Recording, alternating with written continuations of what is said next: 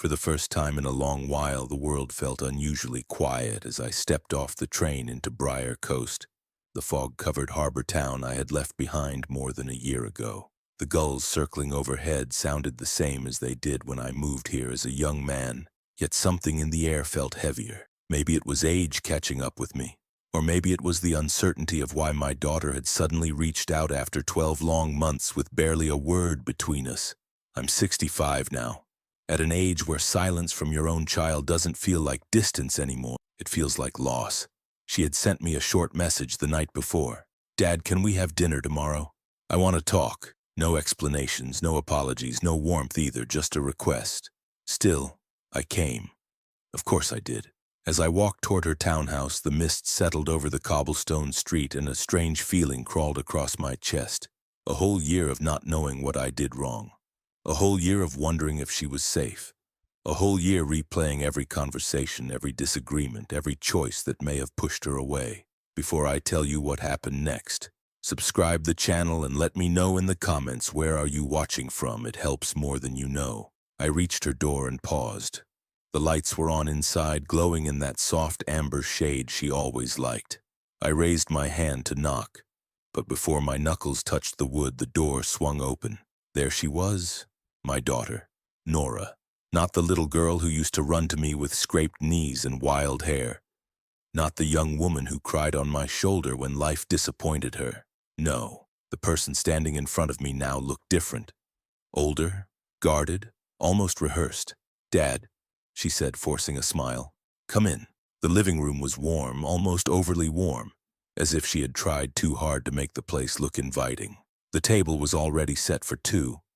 Candles, cloth napkins, a dish steaming in the center that smelled like rosemary and lemon, something she used to cook when she was trying to distract me from bad news. "You look good," I said gently. She shrugged, brushing off the compliment. "Sit. I made your favorite." I took my seat and looked around. Something was off. Papers were stacked neatly on the side table. A laptop half closed. A phone buzzing face down. The air felt tight. We sat there for a few minutes, eating in a polite silence that felt nothing like family. She asked about my health, my work, my days. But the questions were shallow, the kind you ask strangers at a bus stop. And while she smiled often, none of those smiles reached her eyes. Finally, I put my fork down. "Nora," I said quietly, "why did you really ask me to come?" Her hand froze mid-reach. Her face stiffened just for a moment, a flicker of something sharp beneath her calm expression. "I just wanted to talk," she said. "No," I replied softly. "You wanted something." She looked away, exhaling slowly. And in that exhale, I heard everything she wasn't saying. This wasn't about reconnecting. This wasn't about healing. This was about necessity. Her phone buzzed again. She ignored it. Her eyes grew distant, almost fearful. "Dad," she finally whispered, I made some mistakes." My stomach tightened. "What kind of mistakes?" I asked. She hesitated, a hesitation that lasted long enough for the truth to build its own shape in my mind. A year of silence doesn't end with lemon chicken and candles unless the person inviting you needs something more than forgiveness. Before she could answer, a heavy knock struck the front door. 3 firm hits, then another. Nora's face drained of color. "Who is that?" I asked. She swallowed hard. "Please, don't say anything." But the knocks grew louder, each one landing like a hammer on my chest. Through the window, blue and red lights began flashing against the fog. I felt my breath catch. Police. Her eyes filled with desperation. Not fear of being hurt, but fear of being found out. "Dad," she whispered, voice trembling, "I didn't mean for any of this to touch you." And in that moment, I realized the daughter I had come to see was not the same daughter I had spent my life protecting. And when I opened that door, when I saw who was standing there and what they carried in their hands, I understood that Nora's mistakes were far bigger than I ever imagined. The pounding on the door didn't stop. It grew sharper, louder, more demanding, the kind of knock that carries authority behind it, not impatience. The lights from the patrol car bled red and blue across the curtains, turning the warm glow of Nora's living room into something unsettling. She stood frozen beside me, breathing in quick, shallow bursts. Her hands trembled so violently she pressed them against her stomach as if trying to hold herself together. "Nora," I whispered. What did you do? She shook her head, eyes brimming. I can't explain right now. Another knock thundered through the doorframe. I moved toward it instinctively. A father protects, even when he doesn't understand what he's protecting his child from. When I opened the door, 2 officers stood there beneath the fog-covered porch light. They were calm but firm, the kind of calm people carry when they already know how the night will end. One held a small folder pressed to his chest. "Good evening, sir," the taller one said. "We're looking for Nora Caldwell. Is she here?" I felt something inside me shift. Not break, but shift. Like the ground under my feet had moved without warning. "She's inside," I said quietly. "What's this about?" The officer opened the folder. "We have a warrant." Behind me, Nora made a strangled sound. A sound I hadn't heard since she was a child, afraid of thunderstorms. Except this time, she wasn't afraid of the sky. She was afraid of the truth. The officers stepped in as she backed away. "Nora Caldwell," the shorter officer called gently. "We need to speak with you." Her gaze shot to mine. For a moment, a single heartbreaking moment, she looked like my little girl again. Lost, terrified, reaching for help she wasn't sure she deserved. "Dad," she whispered. "I'm sorry." They asked her to turn around. Her hands trembled as she complied. The click of the handcuffs echoed too loudly in the quiet room. A sound I will never forget. "Wait," I said, stepping toward them. "At least tell me what she's accused of." The tall officer hesitated, then spoke in a low voice. "Financial fraud. Several counts. We'll provide details at the station." Fraud. The word hit me harder than the knocks on the door had. Nora stared at the floor as tears slipped down her cheeks. She didn't argue. She didn't deny it. She didn't look surprised. That silence said everything. "Sir," the officer added gently, "you can follow us if you'd like. She might need someone tonight." They guided her outside. She didn't resist. She didn't look back. I followed. The night air was cold, sharp, and smelled faintly of rain. I watched as they placed her in the back of the patrol car. She sat with her shoulders curled inward, hugging herself as if trying to disappear into the shadows of the seat. I walked toward the car, lowering myself to the window. "Nora," I said softly, "why didn't you call me sooner?" She didn't lift her head. "Because I knew once you were involved, everything would come out." "What would come out?" I pressed gently. "Tell me." But before she could answer, the officer signaled for me to step back. I obeyed. The car door shut with a heavy thud and the engine started. The red and blue lights flickered across her face one last time. Then she was gone. I stood there in the middle of the street long after they disappeared around the corner, my breath fogging in front of me. Briar Coast's quiet harbor town air felt colder than it had in years. A year of silence, a year of distance, and now, this. I walked back toward her townhouse, but something inside me stopped me at the gate. The lights were still on. Dinner still warm on the table, candles still burning, a scene of peace left behind by someone whose life had just fallen apart. And for the first time since arriving, I stepped inside and looked around with new eyes. Eyes searching for what I had missed. Papers, folders, receipts, a laptop, her phone buzzing endlessly. She hadn't invited me for reconciliation. She'd invited me because she was cornered, because her world was collapsing, because she needed something. Maybe forgiveness, maybe protection, maybe a lifeline. But I didn't yet know how deep she had gone. I moved toward the table, blew out the candles one by one, and exhaled slowly.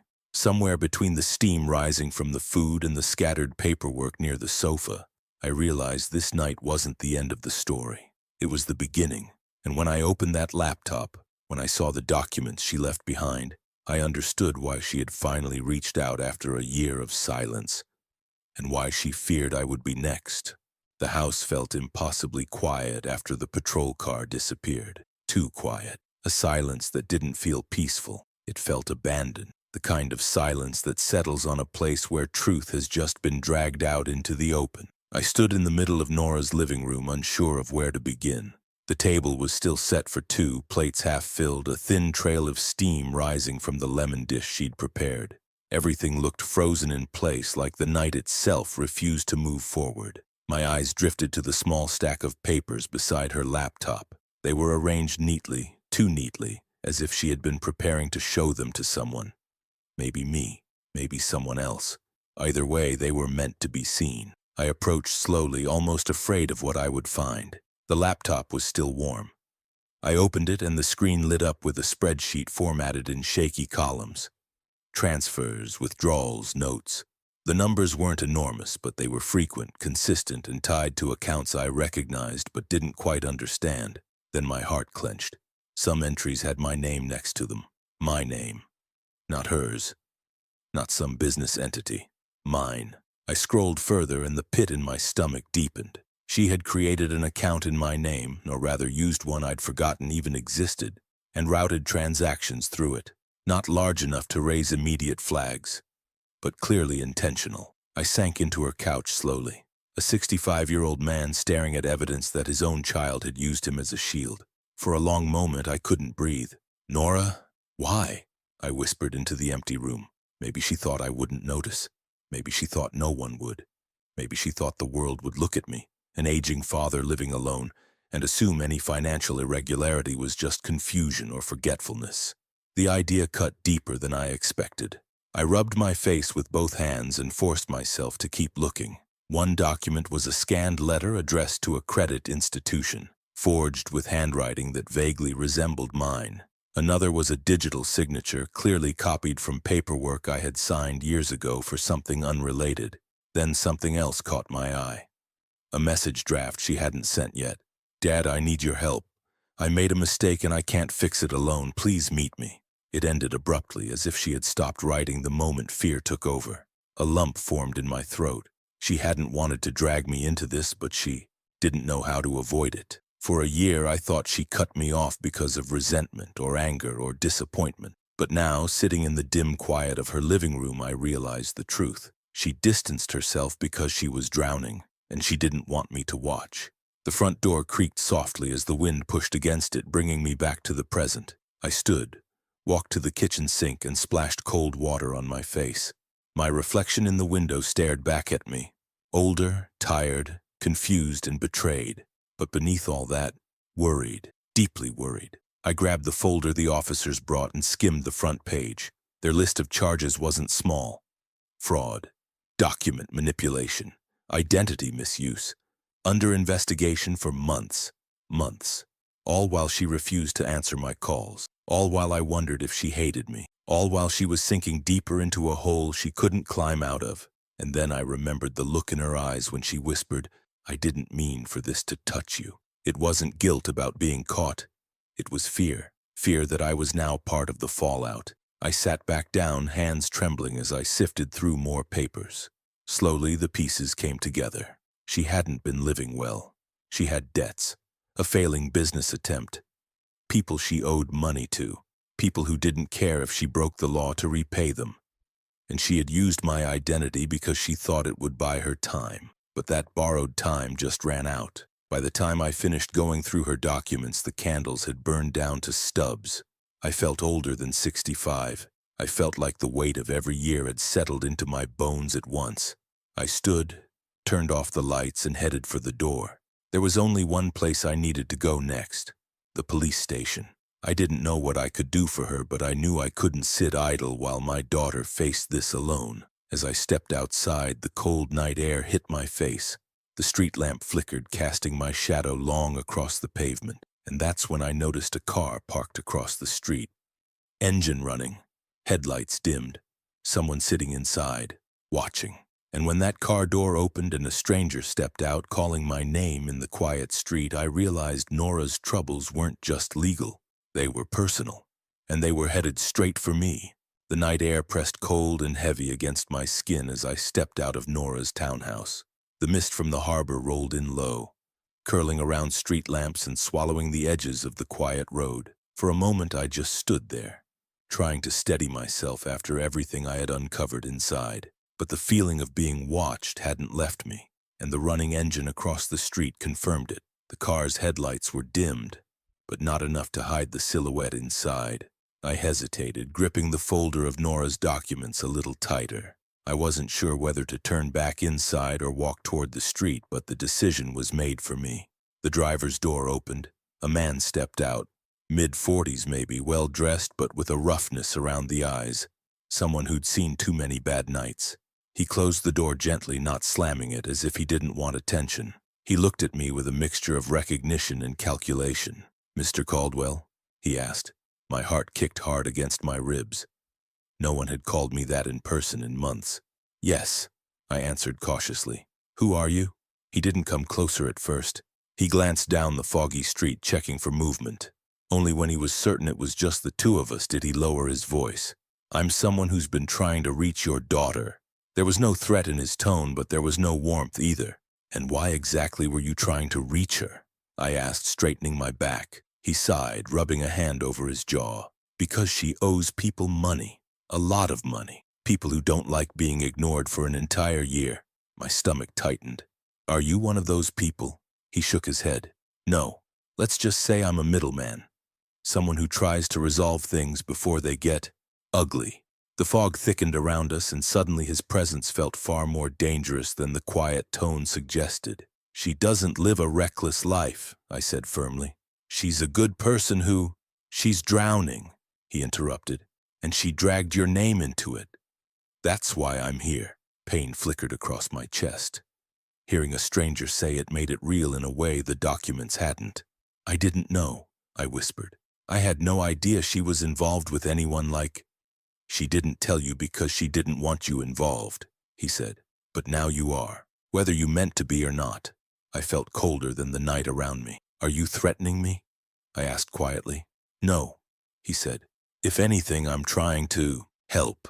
The people she owes, they're not patient anymore. When we heard she'd reached out to you, I came to see if she'd given you anything. Papers, files, access codes." "She didn't give me anything," I lied quickly. He watched me, really watched me, as if my heartbeat betrayed me. Then he nodded slowly. "Look," he said, stepping closer. "I'm not here to hurt you, but these people, they've already lost their trust in her. And if they think you have what she used, what she took, what she promised—" "I don't," I insisted, the folder hidden beneath my coat burning like a brand. He gave a humorless smirk. "You don't realize yet how deep she is in." He reached into his coat, and for one terrifying second I thought he was grabbing a weapon. But instead he pulled out a small business card. "Call this number," he said, handing it to me. "Tell them you spoke to me. They'll want to know where Nora stands and where you stand." I didn't reach for the card, so he set it on the hood of his car. "She's not a bad person," he continued quietly. "But she made promises she couldn't keep. And time's running out." Before I could speak again, he turned, got into his car, and drove off slowly, his taillights swallowed by the fog. I stood alone in the street, holding my breath without realizing it. People didn't get watched by debt collectors for small mistakes. People didn't forge signatures for small mistakes. People didn't talk to strangers in running cars parked outside their homes unless something was deeply wrong. This wasn't a misunderstanding. This wasn't desperation alone. This was a spiral. One Nora had been falling through for a long, long time. I pressed the folder tighter to my chest and started toward the station again. My steps slower, heavier, every part of me trembling with a father's fear. Because for the first time since she was taken away, I realized something terrifying. Her arrest might have saved her life, but when I reached the police station and found an investigator waiting for me instead of allowing me to wait for Nora, that's when I learned she hadn't told me the whole truth. Not even close. By the time I reached the police station, the fog had thinned into a pale curtain over Briar Coast. The building stood quietly under flickering streetlights, a place that looked more weary than authoritative. I expected to enter unnoticed, to sit in a hard plastic chair, to wait until someone could tell me what would happen to Nora. But the moment I stepped through the glass doors, a man in a gray suit stood from behind the reception desk and called my name. "Mr. Caldwell?" His voice carried both urgency and unease. I froze. "Yes?" He approached me with a folder tucked beneath his arm. His expression wasn't harsh, but it wasn't sympathetic either. It was the look of someone who had been waiting a long time to speak with me. "I'm Investigator Rourke," he said. "We need to talk." My pulse quickened. I wasn't expecting that. I thought Nora would be the focus tonight. Not me. "What do you need from me?" I asked quietly. He motioned to a small interview room. The fluorescent lights buzzed overhead, giving the space a sterile, almost clinical feel. When the door shut behind us, something settled heavily in my stomach. "I want you to understand," Rourke began. We aren't treating you as a suspect, but your name has appeared repeatedly in our investigation. I exhaled shakily. I saw some of the documents in her house. I didn't know she used my information. He nodded slowly. We believe you, but there's something else you need to know. He slid a photograph across the table. My breath caught in my throat. It was a scanned copy of a document, a loan agreement, except the signature at the bottom was mine. A shaky version of it, copied or traced, but unmistakably intended to look like my hand. I never signed this, I said firmly. I never even knew it existed. I understand, he said gently. But this wasn't created for the bank. What do you mean? This was created for the people she owed, Rourke replied. They believed you were backing her debt, that you were her guarantor. My heart dropped. That explained the man outside her house, the watching, the tension, the fear in Nora's eyes when the police knocked. She never named them, the investigator continued. But we've learned they aren't exactly patient creditors. They've pressured her for months. She kept them away by promising she was working with you. But she wasn't, I whispered. She never asked me. She hadn't spoken to me in a year. Rourke nodded solemnly. We know. But they didn't. I leaned, back in the chair, feeling the weight of everything settle into my bones. This wasn't just financial fraud. This wasn't just poor judgment. This was desperation mixed with terror, and she had used my name as her shield. Where is she now? I finally asked. She's being processed, he said. She asked for you. I closed my eyes for a moment. Hearing that, after a year of silence, twisted something inside me. A mix of pain, love, and helpless anger. Rourke folded his hands. Before you see her, I need to know something important. Has anyone approached you outside the station? Anyone unfamiliar? The face of the man beside the running car flashed in my mind. Yes, I said quietly. Rourke's expression tightened. Who? A man who said she owed money. He gave me a card. Told me to call them. Rourke's breath left him in a slow, controlled exhale. Do you have the card? I didn't take it, I admitted. He left it on his car. It's better that way, he murmured. Those people are not to be contacted under any circumstances. A chill moved through me. Am I in danger? I asked. In danger? Rourke repeated slowly. No, but you are involved now. Whether you choose to be or not. That sentence sat between us like a stone. He stood. Let me take you to her. We walked in silence down a narrow hallway. The station felt colder than the night outside. Each step echoed hollow and heavy until we reached a holding room. Through the small window, I saw her. My daughter, head down, shoulders shaking. A paper cup of water untouched beside her. She looked smaller than I remembered. Not physically, emotionally. When they opened the door, she didn't look up at first. Only when I stepped inside did she lift her eyes. Dad, she whispered, voice breaking. I didn't want you to be part of this. I swallowed hard. But I am, and I need to know everything. Tears spilled down her cheeks. She tried to speak, but the words tumbled out in fragments. I thought I could fix it. I thought if I kept you away, they wouldn't. I didn't know what else to do. Her hands shook violently. And for the first time, I understood. This wasn't just a mistake. This was a trap she couldn't escape alone. But when she finally told me the real reason she forged my name, the real source of her debt, I realized her arrest wasn't the worst thing that happened that night. It was the only thing keeping danger from reaching my doorstep. For a long moment, Nora couldn't speak. She sat there in that cold holding room, her hands twisting in her lap, her breath breaking in short, uneven bursts. I pulled the metal chair closer until my knees nearly touched hers. Nora, I whispered, look at me. She finally raised her eyes. They were red, swollen, tired in a way no 20-something should ever look. She'd aged 10 years in one terrible night. I didn't forge your name because I wanted to hurt you, she said, voice trembling. I did it because they told me if I didn't come up with the money, they'd come after you. My chest tightened. What money? I asked softly. She clasped her hands together, squeezing so hard her knuckles turned white. I invested with the wrong people. A private lender who promised fast returns if I helped fund a small startup. I believed them. I was stupid. I didn't read everything. I didn't listen when the warnings came. She took a shaky breath. And when the startup collapsed, they said I owed them the difference. Not the company, Me, personally. They said someone had to compensate for the loss. I felt a cold flare of anger. How much? 30,000, she whispered. They kept adding interest and threats and deadlines. Every time I tried to negotiate, they'd show up at my job or my home or follow me in their car. A chill ran through me. Why didn't you come to me? I asked. She shook her head violently. Because I knew you'd try to help. And they knew that too. When they found out you were my father, they started asking questions about you. Your accounts, your habits, your address. Her voice cracked. I kept them away for months. I lied. I said you were helping. I said the money was coming. And when it wasn't, I panicked. I thought if I could show them something with your signature, they'd leave me alone long enough for me to fix it, but it just dug me deeper. I rubbed a hand over my face. 65 years old, and I'd never felt so helpless and furious at the same time. Nora, I said, steadying my voice, you were never supposed to face this alone. I would have helped.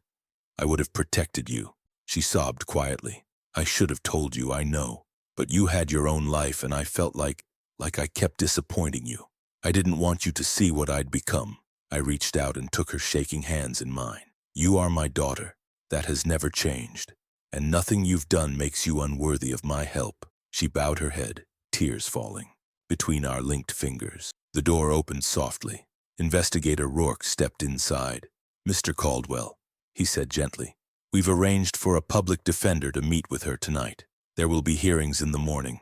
But I wanted you to know, with the evidence we found and the circumstances, the judge will likely allow supervised release.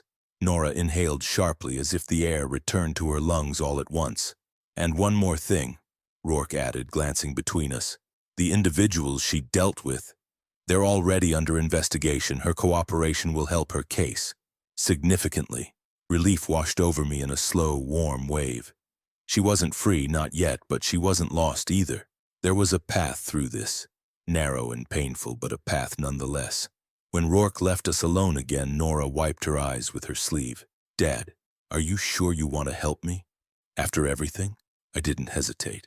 I came here thinking I'd lost my daughter. Tonight I learned I didn't lose you. You just got lost yourself. And now we're going to find our way out together. She broke into another sob, but this time it was softer, less hollow. Like someone finally letting go of a weight she'd carried far too long. We talked for a while longer. About lawyers, next steps, and the long process ahead. It wasn't going to be easy. There would be hearings, debts, consequences, but none of it scared me. What scared me was the thought of walking away. I wasn't going to.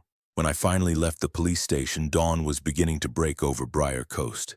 The fog lifted slowly, replaced by a pale orange glow stretching across the water. For the first time in a year, I felt something I hadn't dared to feel. Hope. I knew the journey ahead would be hard and rebuilding trust would take time. But sometimes the hardest nights aren't meant to break us. They're meant to show us what we're willing to fight for. And I was willing to fight for my daughter, every single step of the way. And if you've been listening this far, subscribe to the channel and let me know in the comments what time it is where you're watching from. It helps more than you know.